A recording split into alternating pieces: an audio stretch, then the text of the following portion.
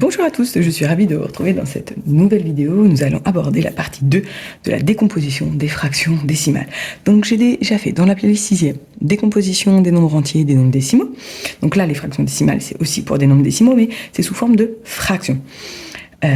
Donc j'ai fait dans la partie 1, je vous donne une fraction décimale et on trouve la décomposition et on va s'aider de notre petit gabarit.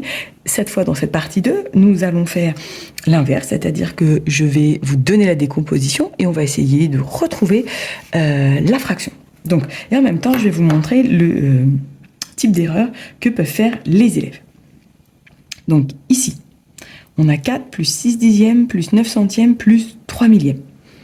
Donc, souvent, il a travaillé ça avec son professeur, l'enfant, et là, il va me dire, quand je donne des cours particuliers, puisque je suis professeur de maths et maintenant je suis à temps plein, donc je ne donne que des cours particuliers à domicile ou en visio. Et donc du coup, quand on travaille ce chapitre-là, les élèves me disent « J'ai compris, Gwendoline, regarde, c'est trop facile, ton exemple, je suis trop fort, regarde, c'est 4693 millièmes. » Donc on va mettre ce nombre dans le gabarit et on va vérifier ça tout de suite. Il est caché en dessous, donc voilà. Donc étant professeur de maths, je connais très bien les programmes de la 6e à la 3e et même encore après. Et donc j'ai créé des gabarits de toutes les formules de maths de la 6e à la 3e.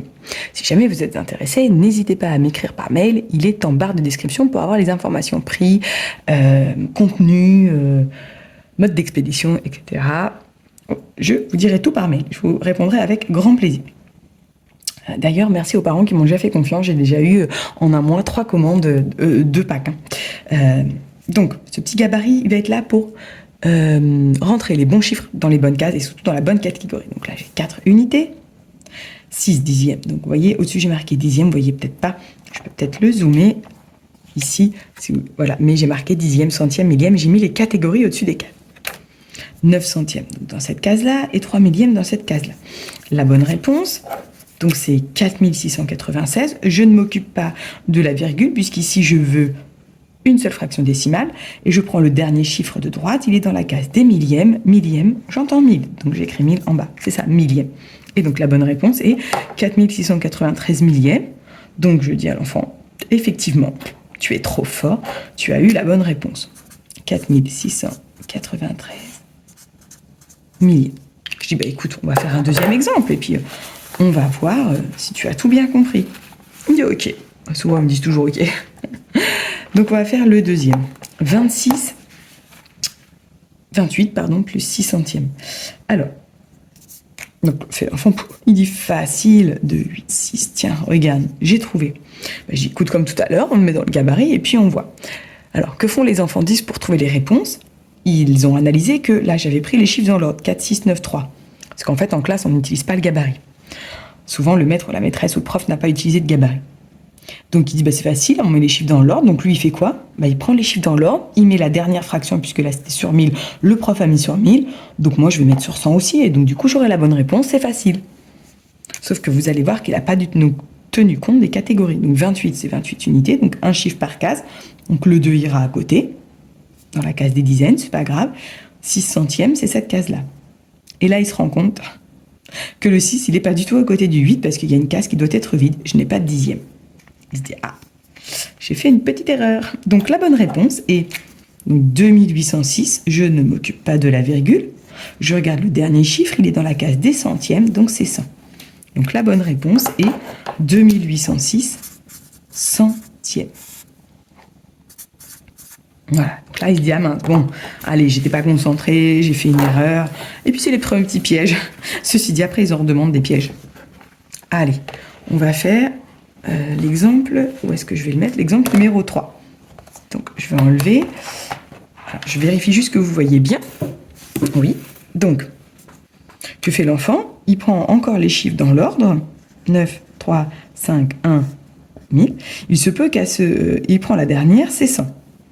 Il se peut qu'à ce stade-là, il y ait déjà des enfants qui aient compris.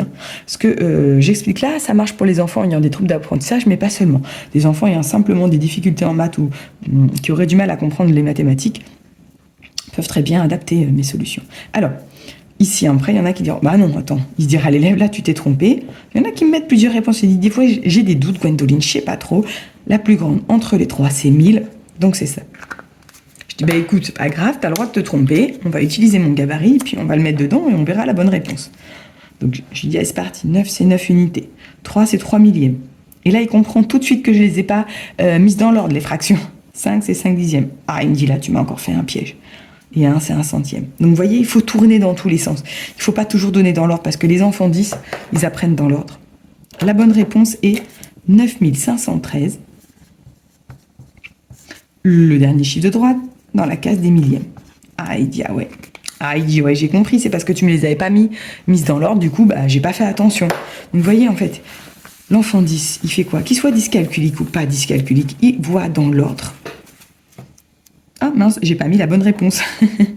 Donc, nous avions dit que c'était 9005, 1, 3, 513 millièmes, puisque le dernier sera dans la case des millièmes.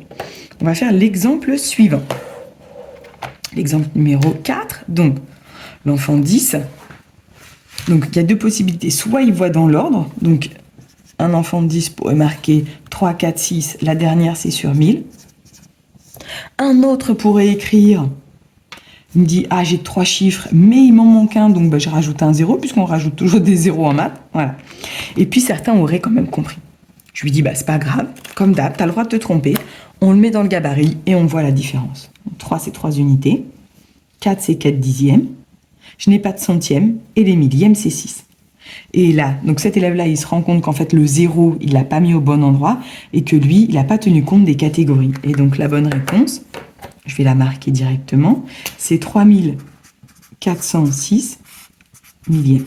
Le cerveau, il a besoin de visualiser, mais de visualiser la bonne technique, les bonnes choses, pas n'importe quoi. Donc lui, le cerveau, il voit dans l'ordre, c'est tout ce qu'il... Ils réfléchissent comme ça, les enfants. Mais c'est pas la bonne manière de penser. Et puis dans le dernier exemple, on aurait plusieurs solutions, mais là, comme il est un peu difficile, je leur demande souvent de le mettre dans le gabarit, donc on va le mettre dans le gabarit. Donc là, on a 4 unités. Ici, on a 15 dixièmes. On a le droit qu'à un chiffre par case, c'est pas grave. Je mets le 5 et le 1, il va dans la case d'à côté. Comme elle est prise, je le mets au-dessus. Ici, j'ai 23 centièmes. Je mets le 3. Le 2, il va dans la case des dixièmes normalement, mais comme elle est prise, c'est pas grave, je le mets au-dessus. Et après, bah, je dois faire l'addition. 3. Là, j'ai au final 7 dixièmes et là, j'ai 5. Donc la bonne réponse est... Ah oui, j'ai pris du mauvais côté. 573. Le 3 est dans la case des centièmes, donc c'est 100. Oui. Et voilà. Comment on peut aider l'enfant à trouver les bonnes réponses. Finalement, la leçon sur les nombres décimaux, c'est ça. Enfin, voilà, les nombres décimaux, ça se coupe comme ça. Donc ce gabarit, comme je vous disais, il peut marcher pour les nombres entiers, pour les nombres décimaux. Il peut servir pour pas mal de choses.